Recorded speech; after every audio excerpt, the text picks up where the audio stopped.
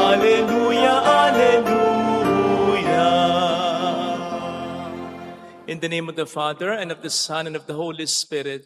Amen. The grace and peace of our Lord Jesus Christ, the love of God, and the fellowship of the Holy Spirit be with you all.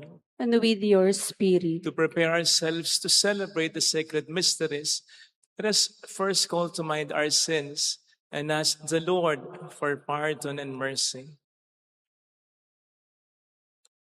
We humbly say, I confess to Almighty God and to you, my brothers and sisters, that I have greatly sinned in my thoughts and in my words, in what I have done and in what I have failed to do, through my fault, through my most grievous fault.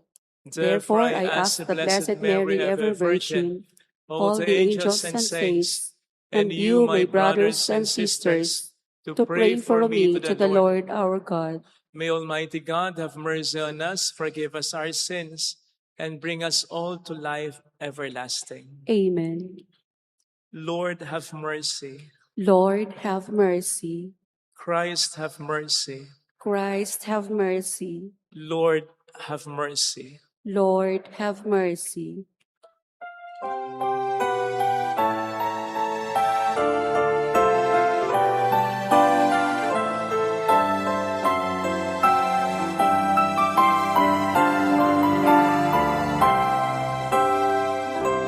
Luwalhati sa Diyos sa kaitaasan, kaloob sa lupa ay kapayapaan. Pinupuri ka't ipinagkarangal, sinasamba ka dahil sa dakila mong kalwalhatian. Panginoon naming Diyos sa rinang langit, amang makapangyarihan, Panginoon Jesucristo, bugtong na ng Diyos, Kordero ng Ama. Ikaw na nag-aalis ng mga kasalanan ng sanlibutan. Tanggapin mo ang aming kahilingan, ikaw na naluluklok sa kanan ng Ama. Maawa ka sa amin, lamang ng banal, Panginoong Jesucristo, kasama ng Espiritu, sa luwalhati ng Ama.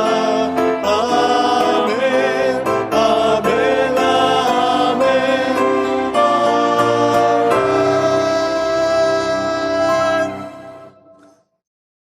Let us pray.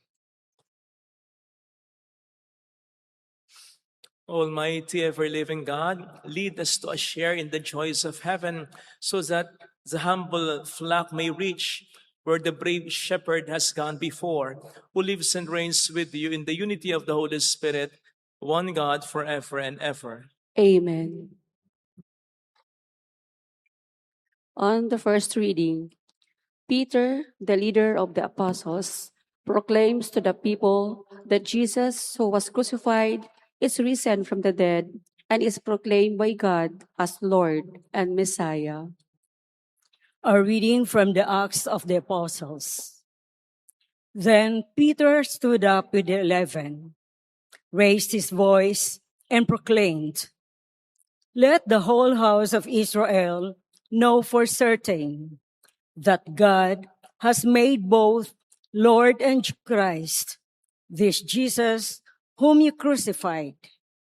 Now, when they heard this, they were cut to the heart, and they asked Peter and the other apostles, "What are we to do, my brothers?" Peter said to them, "Repent and be baptized, every one of you, in the name of Jesus Christ, for the forgiveness of your sins, and you will receive the gifts of the Holy Spirit. For the promise is made to you and to your children and to all those far off, whomever the Lord our God will call." He testified with many other arguments, and was exhorting them, "Save yourselves from this corrupt generation." Those who accepted this message were baptized, and about 3,000 persons were added that day. The word of the Lord. Thanks be to God. The Lord is my shepherd. There is nothing I shall want. The Lord is my shepherd. There is nothing I shall want. The Lord is my shepherd. I shall not want. In verdant pastures, he gives me repose. Beside restful waters, he leads me. He refreshes my soul. The Lord is my shepherd. There is nothing I shall want. He guides me in right paths for his name's sake. Even though I walk in the dark valley, I fear no evil, for you are at my side, with your rod and your staff that give me courage. The Lord is my shepherd. There is nothing I shall want. You spread the table before me in the sight of my foes. You anoint my head with oil. My cup overflows. The Lord is my shepherd. There is nothing I shall want. Only goodness and kindness follow me all the days of my life, and I shall dwell in the house of the Lord for years to come. The Lord is my shepherd. There is nothing I shall want. On the second reading, Jesus bore our sins on the cross, suffering for us sinners. He is the shepherd who gave his life for us. In turn, we should come back to him to receive healing. A reading from the first letter of St. Peter. Beloved, if you are patient when you suffer from doing what is good, this is a grace before God.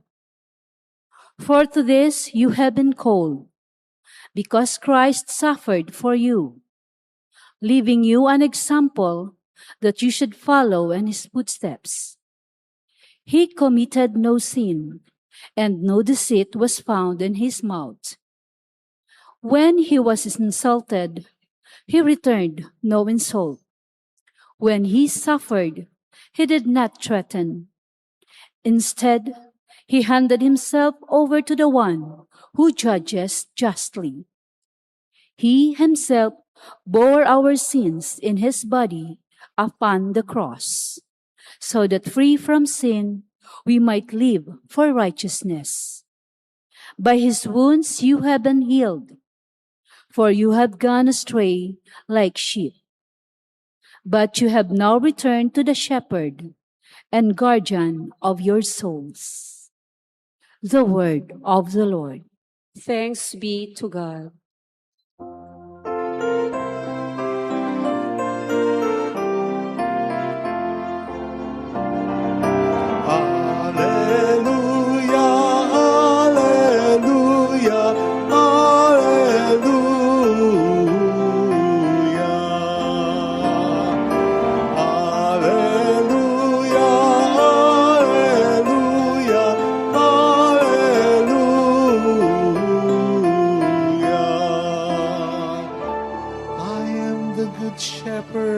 Says the Lord, I know my sheep, and mine know me. Alleluia, alleluia, alleluia.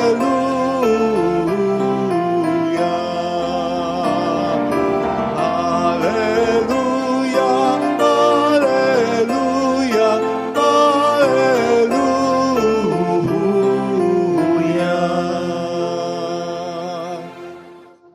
The Lord be with you. And with your spirit.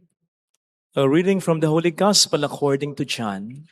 Glory to you, O Lord. Jesus said, Amen, amen, I say to you, whoever does not enter a sheepfold through the gate, but climbs over elsewhere, is a thief and a robber.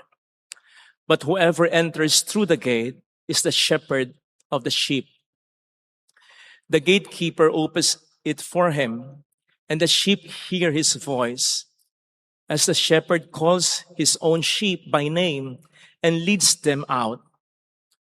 When he has driven out all his own, he walks ahead of them, and the sheep follow him because they recognize his voice. But they will not follow a stranger. They will run away from him because they do not recognize the voice of strangers. Although Jesus used this figure of speech, the Pharisees did not realize what he was trying to tell them. So Jesus said again, "Amen, amen, I say to you, I am the gate for the sheep. All who came before me are thieves and robbers, but the sheep did not listen to them. I am the gate. Whoever enters through me will be saved and will come in and go out and find pasture. A thief comes only to steal and slaughter and destroy. I came so that they may have life and have it more abundantly." Sisters and brothers, the gospel of the Lord. Praise to you, Lord Jesus Christ. Shout out sa mga kapatid nating OFW. Ang pulang laso na ito ay lagi naming pagpupugay sa inyo. Salamat po sa sakripisyo niyo para sa inyong pamilya at para sa bayan na ito. Salamat din po sa mga nagpapakatino na alagad ng batas, pulis, sundalo at navy, mga bumbero, mga guro. Salamat din po sa inyo. Welcome sa Our Lady of La Salette, Quasay Parish, kung saan ayos lang pong umiyak. Samahan tayo ng mahalay na sa pag-iyak at sa pagdarasal upang maging maayos ang lahat. Ano nga po ba ang palatandaan ng isang tao ay nakikinig talaga? Sapat na bubang nakatingin siya, nakatitig sa atin, walang ibang ginagawa, tumatango, umiiling, nagka-clarify, nagpa-paraphrase ng mga sinasabi natin, tumatanda ng mga detalye ng mga sinasabi natin? Sapat na po ba natanda ito para sabihin ang tao nga ay nakikinig sa atin? Alam po ninyo, personally, natutuwa ako kapag nagsisermon ako at ganyan. Focus kayo. Yung kapag nagtanong ako, sasagot kayo. Yung kapag nag-joke ako, tatawa kayo. Yung kapag naging emotional na ako, maiiyak kayo. Yung kapag tapos ng misa, either directly or indirectly or kaya sa social media, sasabihin nyo, na-appreciate ninyo, natatandaan nyo yung mga sinabi ko? Gusto ko yun. Kasi feeling ko lang naman, nakikinig talaga kayo. Pero alam po ba ninyo, na wala sa isa man sa sinabi ko, ang pinakabatayan ng tunay na pakikinig ng isang tao? Wala sa isa man sa sinabi ko. Kaya nga sabi ko, feeling ko lang nakikinig kayo. Feeling lang. Di ako sure. Narinig kasi natin sa ating ebanghelyo, ang sabi mismo ng ating Panginoong Jesucristo, ang kanyang mga tupay, tinatawag niya at sila ay sumusunod naman sa kanya. Tinatawag, sumusunod naman sa kanya. Yun ang tanda ng tunay na pakikinig. Pagsunod. Because you see, ilapat natin sa ating sariling karanasan as regards the Word of God. I think you will all agree with me. Well, agree with me sapagkat ito ang sinasabi ng banal na kasulatan. God's Word is powerful. Hebrews 4:12, it is alive and active. It is like a two-edged sword. Kaya nga sa ating first reading, it cuts through man's heart. It penetrates between soul and spirit. Kaya imposible na hindi tayo mabagabag ng salita ng Diyos sa ayaw man natin o sa gusto. But that is not enough. Because conviction is not yet conversion. Ang totoong pakikinig ay may pagsunod, may pagtugon, may definite concrete action. Sa Bible, ang tunay na pakikinig ay may tunay na pagsunod. Hearing without obedience is nothing. When you are just touched and not moved, when you are just entertained and not changed, when you are just informed and not transformed, para ka lang nakarinig ng tunog sa tenga mo pag ganyan, pero dahil hindi mo naman pinapasok sa puso mo, hindi mo naman pinakaisip-isip at tinugunan, hindi wala lang. Sayang lang din yan. Gaano man kapangyarihan ang salita ng Diyos na yan, sapagkat meron tayong kalayaan at ginagalang ng Diyos siya. Kapag ganyan ang laging nangyayari, manapa, siguro wag na lang tayo makinig. Mas mabuti pa eh. Bakit? Sa kadahilan ng may dalawang panganib. Unang panganib, pwedeng isipin natin na dahil tayo nakakapakinig ng salita ng Diyos, okay na. Hindi po yan okay sa Panginoon. Hindi po yan sapat para sa Panginoon. Sapagkat ang Panginoon ay hindi naman katulad ko na basta nakikinig kayo dito, okay na. Bakit? Hindi ko naman alam ang gagawin niyo pagkatapos nito eh. Pero alam niya. He knows. Kung may epekto sa'yo, kung may pagtugon kang ginawa, sa sinabi niya sa mabuting balita. Alam niya kung nagbabago ka na. Alam niya kung inaalis mo na ang masamang ugali mo, ang pagmumura mo, ang galit, inanakit sa puso mo. Alam niya kung nag-move on ka na kasi in-inspire ka niya eh. So tinitingnan niya, nag-move on na ba ito? Lumalaban na ba sa buhay? Nagtitiwala na ba sa akin to? Alam niya. So hindi sapat sa kanyang nakikinig ka lang. Tinitingnan niya, tumutugon ka ba? Sapagkat yun ang tunay na pakikinig. Ang kanyang salita, with that ay nasusulit. Ikalawang panganib, maging manhid tayo sa salita ng Diyos dahil pirmis nating hindi sinusunod ang kanyang salita o kanyang utos. Yung bang mawala na ito ng dating sa atin kasi nasanay na tayo na hindi ito pinapansin. Yes, it will still get our attention. Sabi ko nga dahil makapangyarihan ang salita ng Panginoon. But because we are continuously ignoring it, ang nagiging epekto, nawawala ang epekto nito unti-unti sa atin. To the point that it will no longer encourage us, challenge us, and even convict us. Not because God has stopped speaking, but because we have stopped listening. And when this happens, sinong niloloko natin? Di pa sarili lang natin.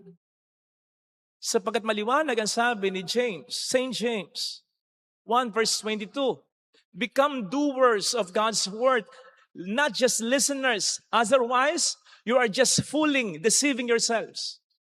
Iloloko nyo lang ang sarili nyo. Kahit na amen pa kayo ng amen, ginagawa nyo pang pampatulog ang salita ng Diyos.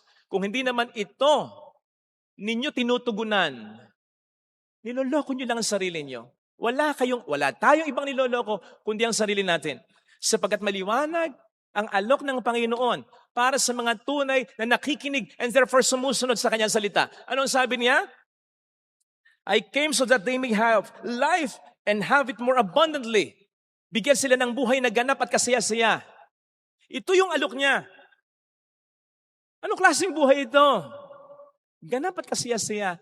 Pwedeng hindi natin ito agad maramdaman sa pamamagitan ng material na bagay. Sapagkat ang sinasabi ng Panginoon dito, kalidad ng buhay.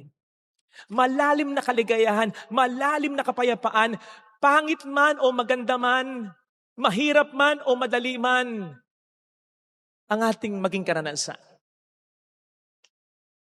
Ito yung gustong ibigay ng Diyos sa atin. Kung tunay tayong makikinig at susunod sa mga sinasabi niya sa atin. Kabaligtaran nito, yung inaalok ng demonyo. Yung buhay na inaalok ng demonyo, pwede nating maramdaman agad as regards material na bagay, as regards kaaliyawan, sarap ng pakiramdam ng katawan. Pero unti-unti naman niya tayong ninanakawan ng tunay na kaligayahan, ng tunay na kapayapaan, hanggang sa wala na siyang itira sa atin, sino man o anuman. Ganun naman ang demonyo eh. Ibibigay muna ang lahat sa atin bago niya kunin ang lahat sa atin. Kabaligtaran nun ang Diyos. Ang Diyos, manghihingi muna sa atin bago niya ibigay ang lahat sa atin. Seek ye first the kingdom, and everything will be given you. At ano ang pinaka-basic na hinihingi sa atin ng Diyos? Pagsunod natin. Sapagkat ito ang magpapatunay ng pananampalataya natin. Without faith, it is impossible to please God. Natutuwa ang Diyos sa mga sumusunod sa Kanya kasi ito yung mga talagang nagtitiwala sa Kanya. Maliwanag ang sabi ng Panginoon patungkol sa mga tupa, patungkol sa mga taong tunay na nakikinig at sumusunod sa Kanya. Ano ang sabi niya? They recognize my voice. They know me. Kilala nila ako, kaya sumusunod sila. Hindi dahil in-explain ko sa kanila, detalyado ang lahat. Ganito ang mangyayari sa buhay mo. Pag sinunod mo ko, ito mangyayari. Ganito. Hindi! Basta sumunod sila. Bakit? Nagtitiwala sila sa akin. Sumusunod ang mga tupa sa kanilang pastol dahil alam nila mabuti yung pastol kong ito eh. Hindi ako ipapahamak nito eh. Alam naman nating mabuti ang Diyos natin, di ba? So bakit nahirapan tayong sumunod? Bakit nahirapan tayong i-apply sa ating buhay ang God's Word? Bakit nahirapan tayong magpatawad? Bakit nahirapan tayo humingi ng tawad? Bakit nahirapan tayong unahin siya sa buhay natin? Bakit nahirapan tayong magtiwala sa Kanya sa kidaan ng mga problema? Bakit nadidepress ka pa rin? Maliwanag ang sabi niya. Tinatawag niya ang kanyang tupa sa bawat pangalan. Ibig sabihin, bawat tupa mahalaga, bawat tao mahalaga. Maliwanag ang sabi niya, siya ang gate. Ibig sabihin, siya ang humaharang, literal, humaharang sa mga kalaban para ikaw ay protektahan. Ganun kakahalaga. Maliwanag ang sabi niya, iiwan niya ang 99 para sa iyo kung ikaw ay nawawalang nag-iisa. Ano ba? Bakit nawawalan ka pa rin ng pag-asa? So hindi ka nagtitiwala sa Kanya. Kaya hindi natin maramdaman ang buhay na ganap at kasiyasiyan.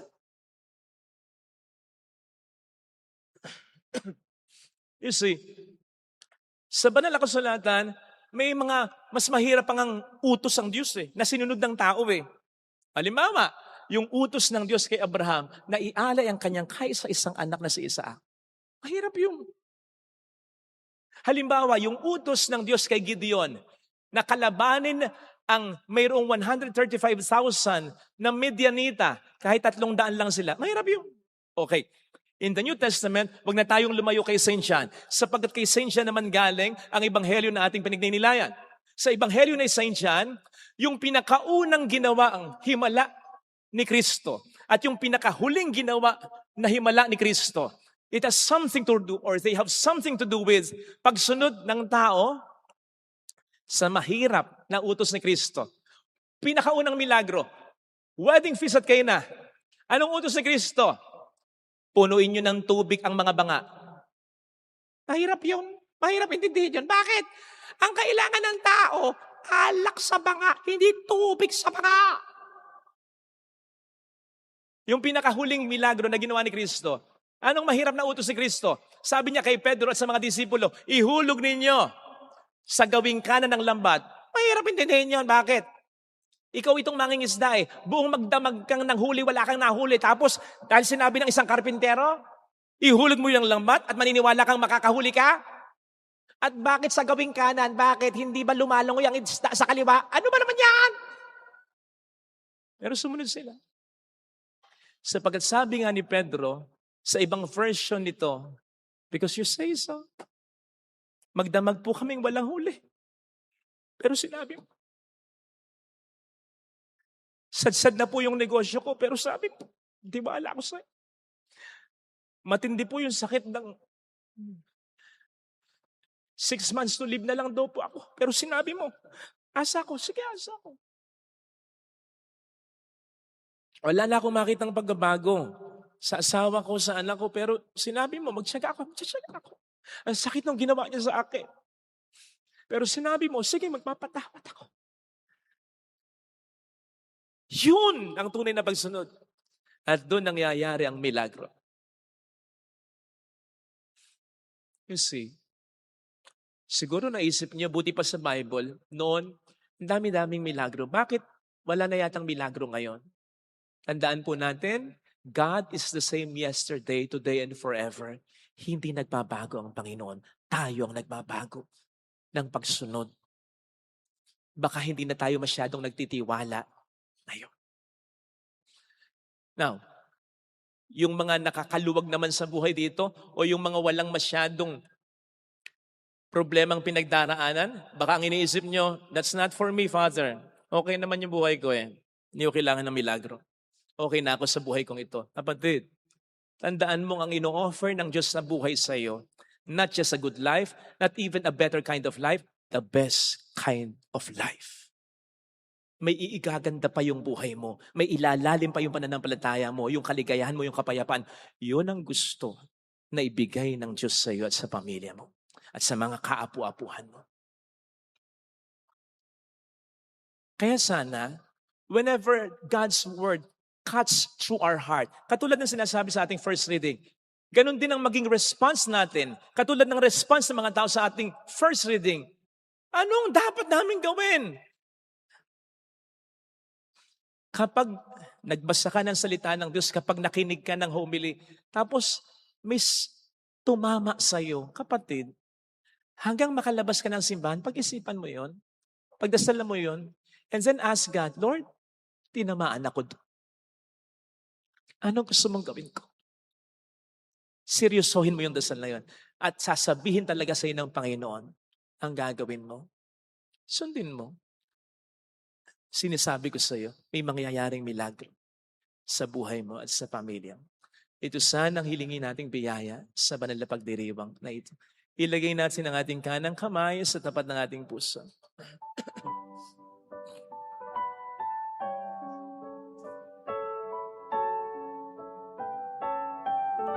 Awitin natin. Alam kong may magagawa ang Diyos.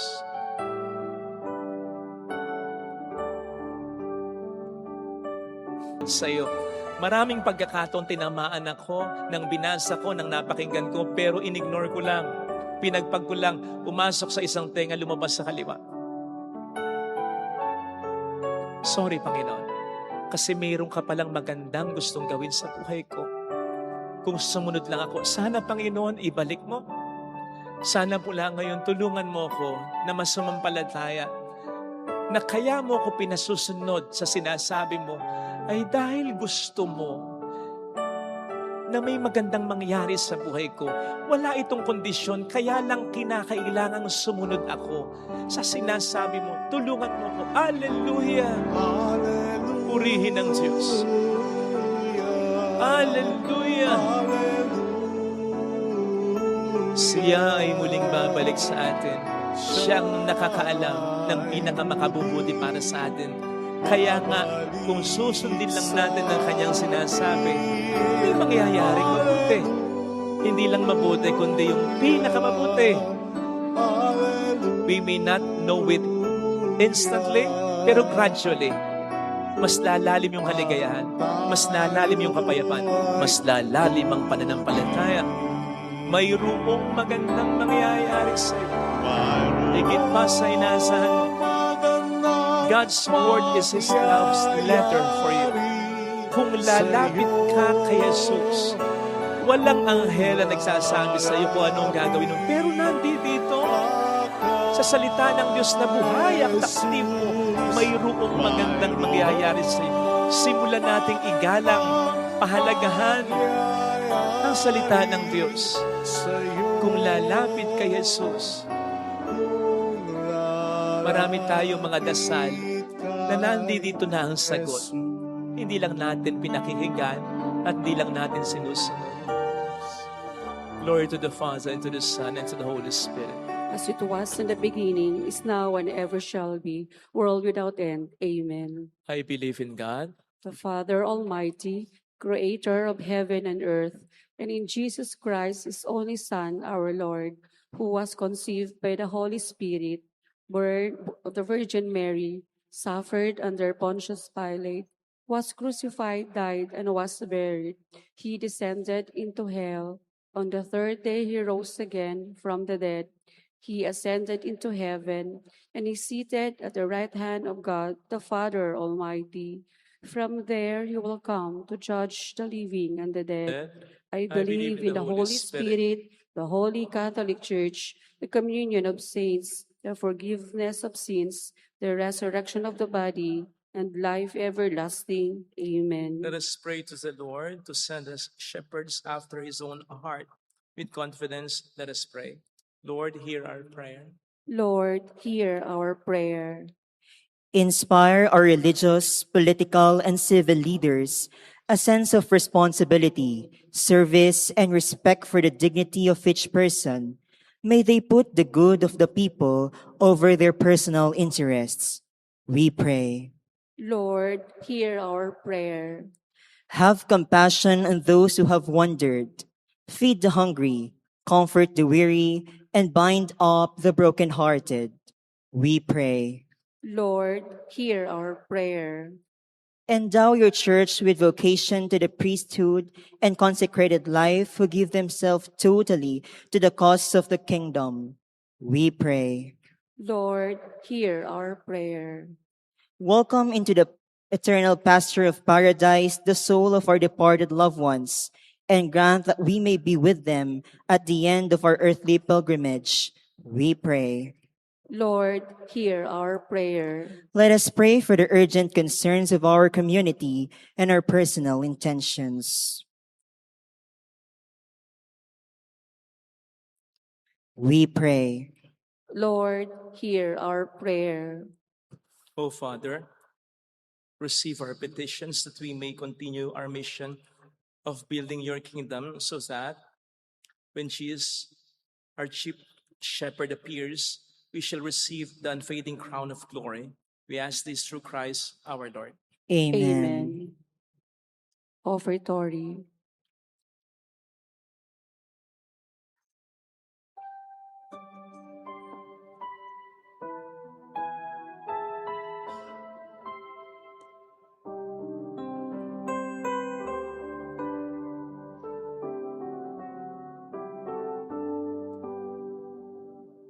Kapuri-puri ka, Diyos Ama, lumikha ng sanlibutan. Sa kabutihan mo, narito kaming nag-aalay sa gisag ng alak at tinapay. Paspasan mo kasama ang aming buhay. Kapuri-puri ka, Diyos Ama, lumikha ng sanlibutan. Sa kabutihan mo, narito kami nag-aalay sa gisag ng alak at tinapay. Basbasan mo kasama ang aming buhay. Mula sa lupa at bunga ng paggawa, ang tinapay na nagbibigay buhay. Mula sa ubas na alay, pinigaw upang magbigay lakas. Kapuri-puri ka, Diyos Ama, lumikha ng sanlibutan. Sa kabutihan mo, narito kaming nag-aalay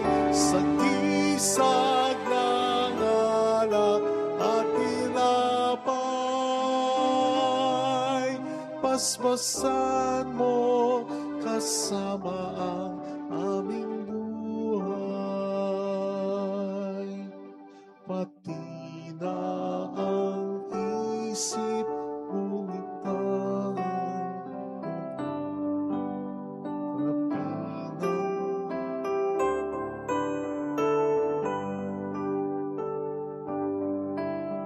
ang pusong may alinlangan. Alitan mo't linising bubusan. Kapuri-puri ka, Diyos Amang lumikha ng sanlibutan. Sa kabutihan mo, narito kaming nag-aalay sa gisag ng alak at tinapay. Paspasan mo kasama ang aming buhay. Mula sa lupa at bunga ng paggawa, ang tinapay na nagbibigay buhay.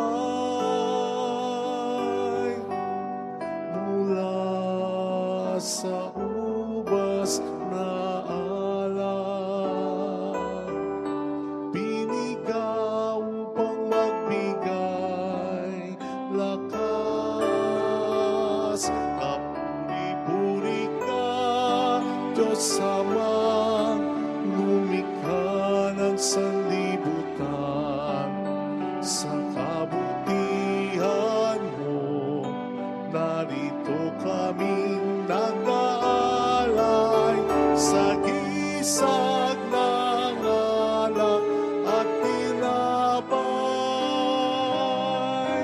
Basbasan mo kasama ang aming buhay. Kapuri-puri ka.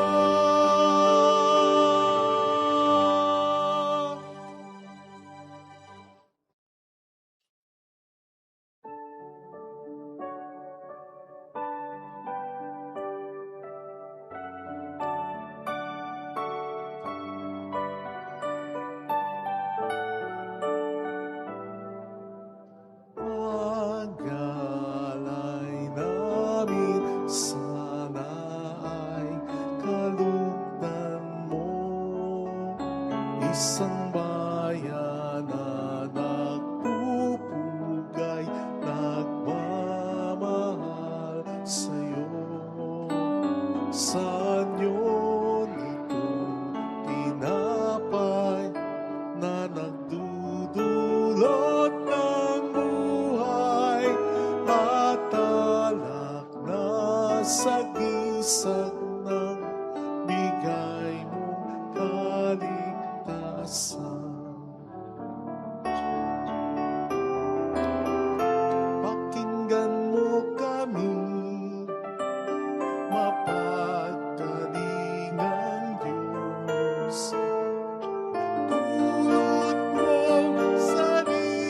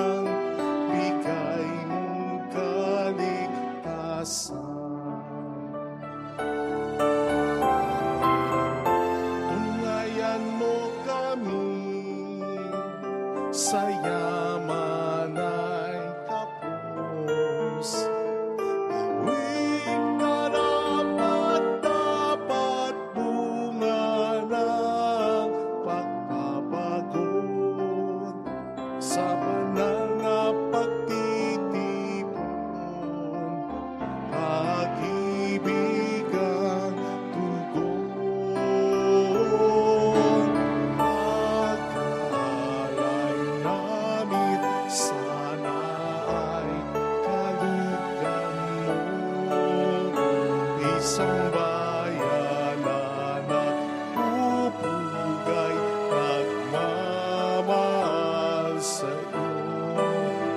Saan yun itong tinapay na nagdudulot ng buhay at talak na sagisag ng bigay mong kaligtasan.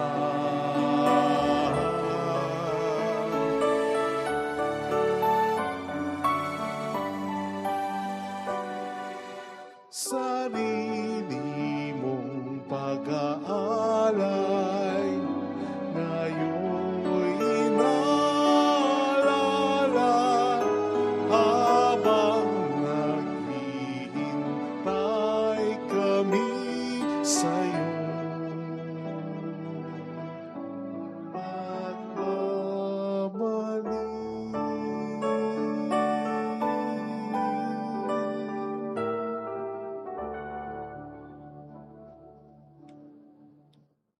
Pray, sisters and brothers, that our sacrifice may become acceptable to God the Almighty Father.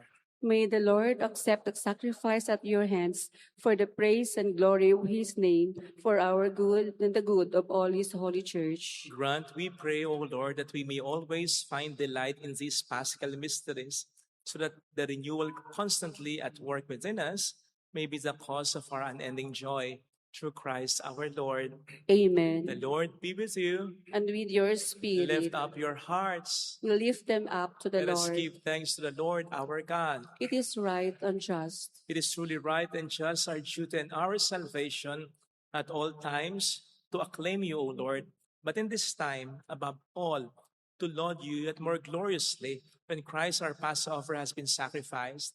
For with the old order destroyed, a universe cast down is renewed, and integrity of life is restored to us in Christ. Therefore, overcome with paschal joy, every land, every people exalts in your praise, and even the heavenly powers with angelic hosts sing together the unending hymn of your glory as they acclaim, Holy, Holy, holy Lord God of hosts, heaven and earth are full of your glory. Hosanna in the highest. Blessed is he who comes in the name of the Lord. Hosanna in the highest.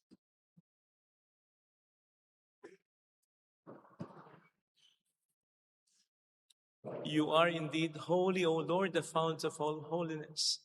Make holy, therefore, these gifts, we pray, by sending down your Spirit upon them like a dewfall, that they may become for us the body and blood of our Lord Jesus Christ. At that time he was betrayed and entered willingly into his passion. He took bread, giving thanks, broke it, gave it to his disciples, saying, Take this, all of you, and eat of it. For this is my body, which will be given up for you.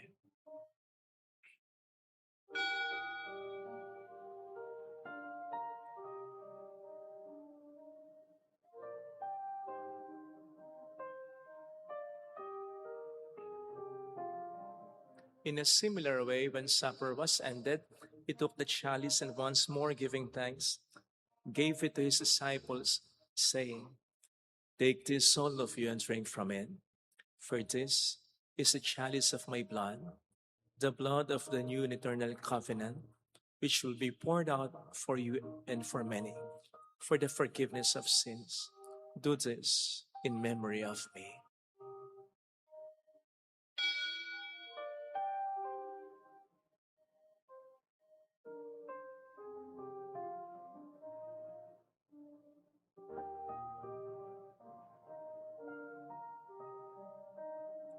Let us proclaim the mystery of our faith. When we eat this bread and drink this cup, we proclaim your death, O Lord, until you come again. Therefore, as we celebrate the memorial of his death and resurrection, we offer you, Lord, the bread of life and the chalice of salvation, giving thanks that you have held us worthy to be in your presence and minister to you. Humbly we pray that partaking of the body and blood of Christ, we may be gathered into one by the Holy Spirit. Remember, Lord, your church is spread throughout the world and bring her to the fullness of charity, together with Leo, our Pope, and then is our Bishop and all the clergy. Remember also our brothers and sisters who have fallen asleep in the hope of the resurrection, especially those for whom we will now pray. Let us pray for our departed loved ones. Kindly include the soul of Joyce, Dionga Maria Jose Relito Erickson, Alan, Rodolfo, and all who have died in your mercy. Welcome them into the light of your face. Have mercy on us all, we pray, that with the Blessed Virgin Mary, Our Lady of Lazaret, Mother of God, Saint Joseph, her most chaste spouse, with all the blessed apostles and saints who have pleased you throughout the ages, we may merit to become co-heirs to eternal life and may praise and glorify you through your Son, Jesus Christ. Sa pamamagitan ni Kristo, kasama niya at sa Kanya,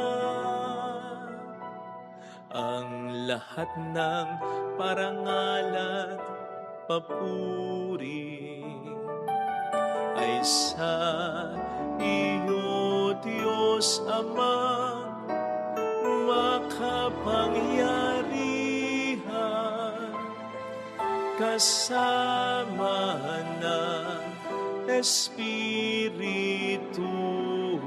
Santo, magpasa walang hanggan.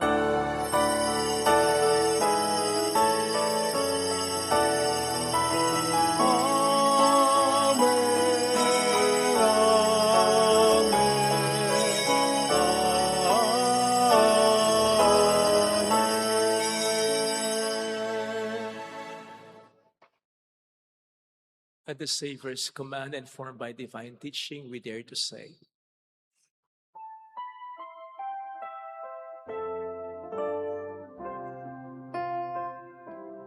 Our Father, who art in heaven, hallowed be thy name. Thy kingdom come, thy will be done, on earth as it is in heaven. Give us this day our daily bread, and forgive us our trespasses, as we forgive those who trespass against us, and lead us not into temptation, but deliver us from evil. Deliver us, Lord, we pray, from every evil. Graciously grant peace in our days, that by the help of your mercy we may be always free from sin and safe from all distress, as we await the blessed hope and the coming of our Savior, Jesus Christ. For the kingdom, the power, and the glory are yours, now and forever. Lord Jesus Christ, who said to your apostles, Peace I leave you, my peace I give you, look not on our sins, but on the faith of your church, and graciously grant her peace and unity in accordance with your will, who live and reign forever and ever. Amen. The peace of Jesus be with you always. And with your Let spirit. us offer one another the sign of God's peace. Peace be with you. Kapayapaan po. Peace be with you.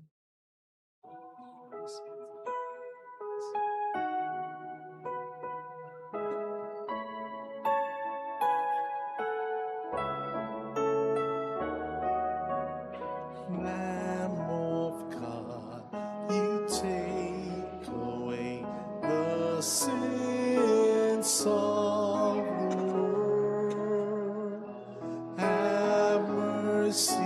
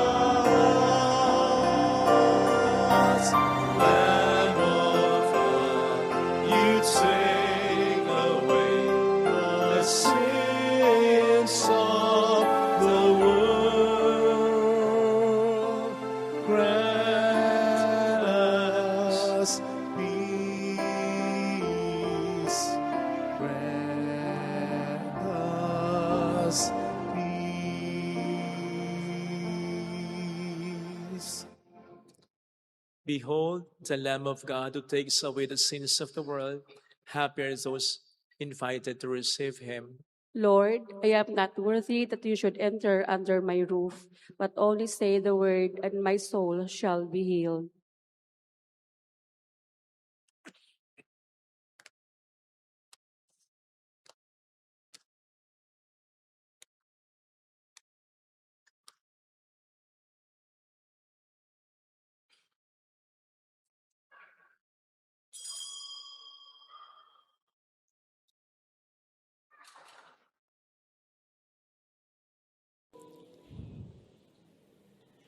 An act of spiritual communion.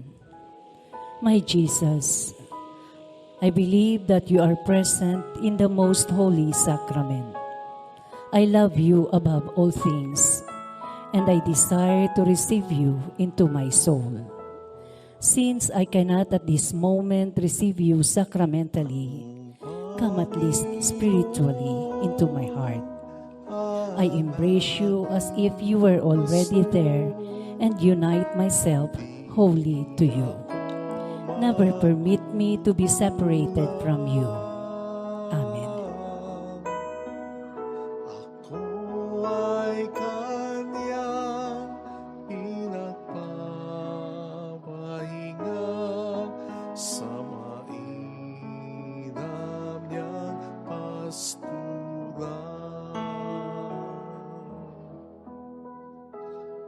Inakay ako sa tahimik na batis at dulot niya'y bagong lakas. Tapat sa pangakong ako'y sasamahan niya sa tuwid na landas. Ang Panginoon ang aking pastor, hindi ako magkukulang.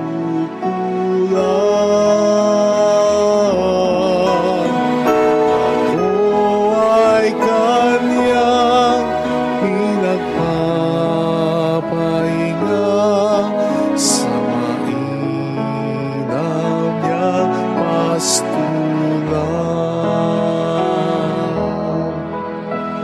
Daan may puno ng dilim mo ni galing, hindi ako mangangamba.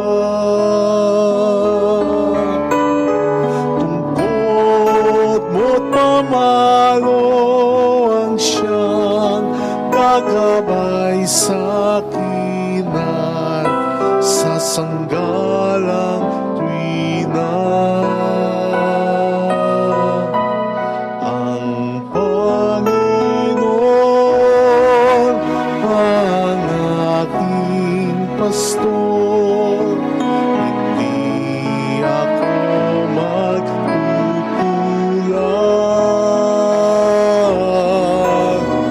Ako ay kanyang pinagpapahinga sa mainam niyang pastulan. Inakay ako sa tahimik na batis at dulot niya'y bagong lakas. Tapat sa pangakong ako'y sasamahan niya sa tuwid na landas. Ang Panginoon ang aking pastor, hindi ako magkukulang. Ako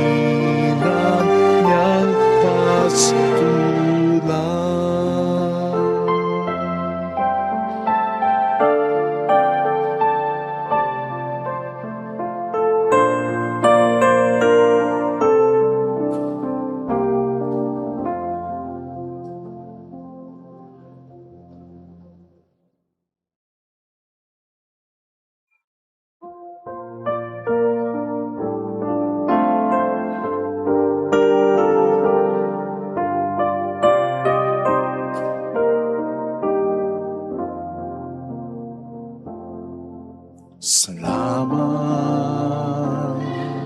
sa'yo, aking Ama. Salamat sa iyong mga likha. Salamat sa liwanag ng araw at buwan. Salamat sa iyo, Diyos. Salamat sa buktong mong anak. Salamat sa iyong pagliligtas. Salamat sa buhay na walang hanggan. Salamat, salamat sa iyo. Walang hanggang pasasalamat. Ang sa'yo'y aming sasabitin. Maging sa uling sandali ng aming buhay, masasalamat sa iyo'y walang hanggan.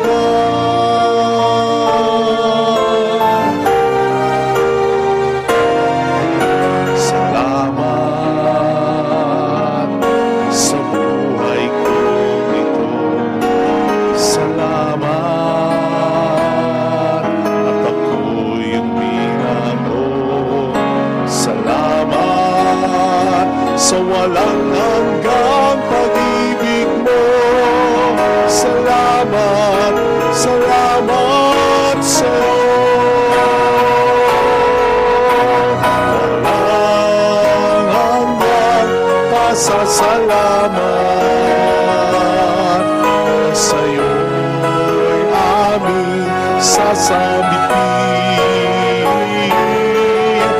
Maging sa uling sandali ng aming buhay, masasalamat sa iyo'y, masasalamat sa iyo'y, masasalamat sa iyo'y walang hanggan.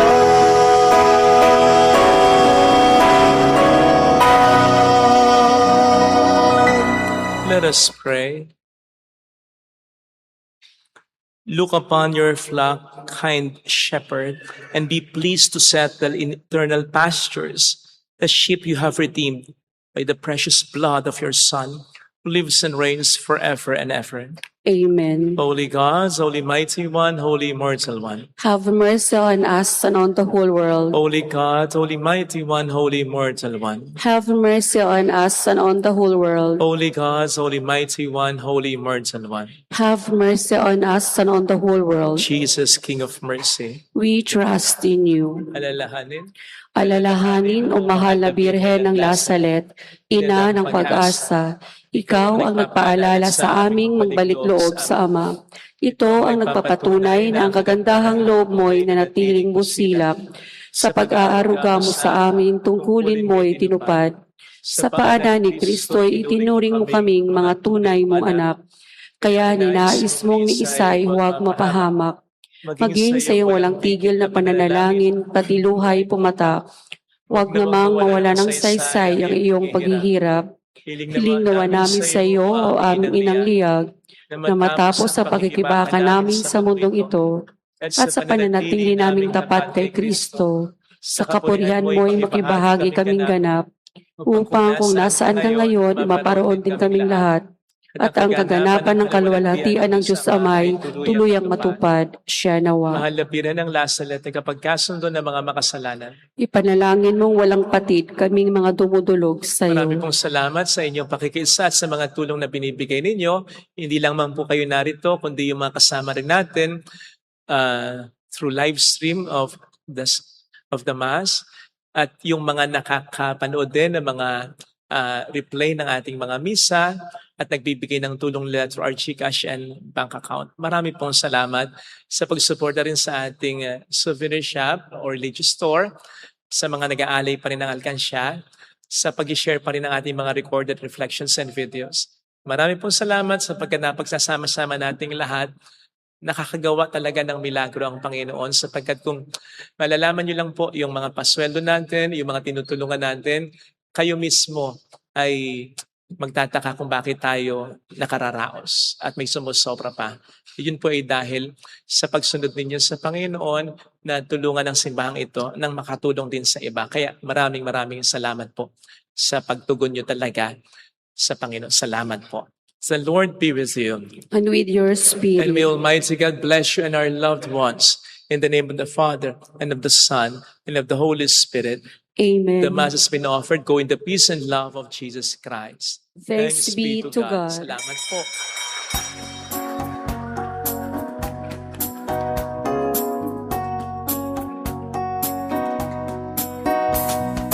On this day, O Mother of our Lord, we sing you praise for lighting up our way. Your tears did soften up the hearts of men, and they still do today. May our love for you bring comfort in your pain. On this day, O Mother of our Lord, we sing you praise for lighting up our way. Your tears did soften up the hearts of men, and they still do today. May our love for you bring comfort in your pain. Thank you, Mama Mary. Salamat po. Lapit po yung magpapabless ng religious items.